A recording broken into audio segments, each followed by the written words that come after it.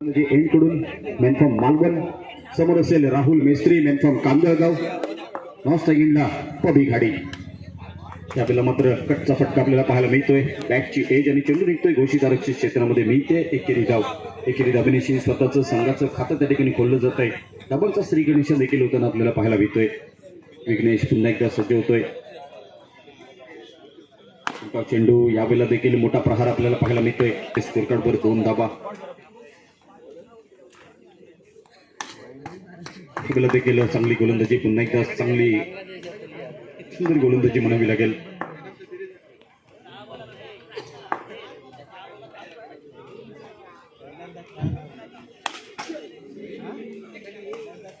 संख्या पुन्हा एकदा परावर्तित होताना आपल्याला पाहायला मिळते. उलटा चेंडू यावेळेला देखील समोरच्या दिशेने पाहिलं तर मोठा फटका येतोय. 1 धाव.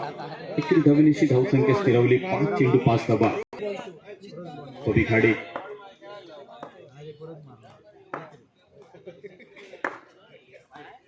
हो हो हो हो हो यावेळेला मात्र याला म्हणतात आवाज.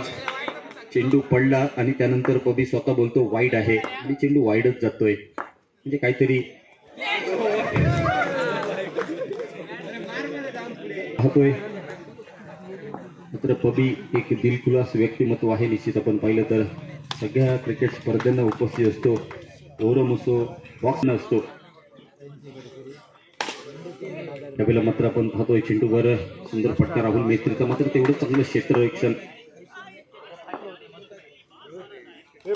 हो यावेळेला मात्र क्रॅकिंग फटका तेवढं चांगलं क्षेत्ररक्षण आपण पाहतोय. प्रेम देसाई याचं सुंदर क्षेत्ररक्षण. निर्धाव चेंडू येतोय. राहुल मेस्त्री मॅन फ्रॉम मालवण आपल्याला पाहायला मिळतोय. त्यावेळेला देखील चांगला चेंडू सन्मान दिला. चेंडू यावेळेला थोडासा एकरस्त लाईनने खेळलेला फटका. दुहेरीची मोहर उमटवली जाते. समाप्त झालाय. 10 धावा.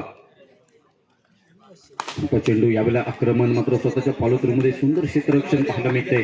सुंदर क्षेत्ररक्षणाने षटकाची समाप्ती देखील होते. 2 षटकांचा खेळ थांबतोय आणि धावसंख्या स्थिरावली 10 धावांवर. एकच धन्यवाद डीजे.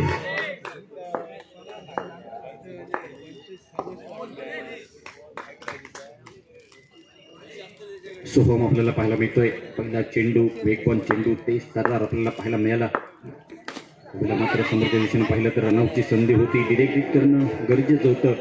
मात्र शेवटच्या क्षणी विचार केलाय की ओव्हर थ्रोच्या स्वरूपात देखील 1 धाव येऊ शकते. त्या प्रहार येईल का राहुल मेस्त्रीच्या बॅटमधून हे देखील पाहणं औत्सुक्य राहतंय मैदानाच्या आतमध्ये. जर चेंडू यावेळेला मात्र कव्हर रिजन मध्ये हा फटका खेळतोय. टॅपमध्ये घोषित क्षेत्रामध्ये फक्त एकेरी धाव मिळते. एकेरी धावण्याशी देखील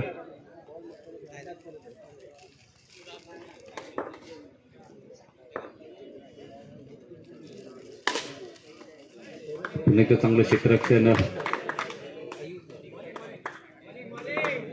शेवटचे 2 चेंडू अजूनही शिल्लक. हो हो हो मोठा फटका खेळण्याचा प्रयत्न फसलाय. डीजे ऑपरेटर पहिल्यांदा बादला असं सांगावं लागतंय.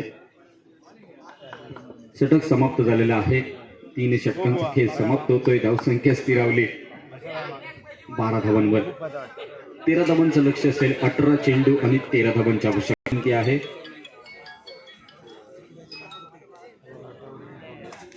उलटा चेंडू नो येतोय. पंचांचा निर्णय अवंतर चेंडूची सुरुवात होते. हर्ष शिर्के आपल्याला पाहायला मिळतोय. हा देखील खराब चेंडू. एकच धाव पुन्हा एकदा.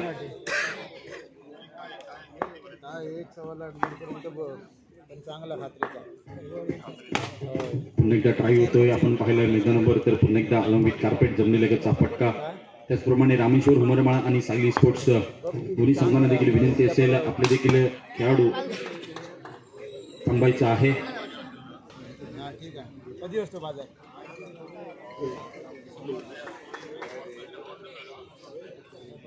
रामेश्वर हुमरमाळा संघाचे 7 खेळाडू, सायली स्पोर्ट्स संघाचे 7 खेळाडू. आपल्याला देखील जे खेळलेले आहेत तेच खेळाडू थांबायचे आहेत. आपल्याला विनंती आहे. आपला देखील सन्मान होणार आहे मैदानावर बक्षीस वितरणाच्या वेळेला.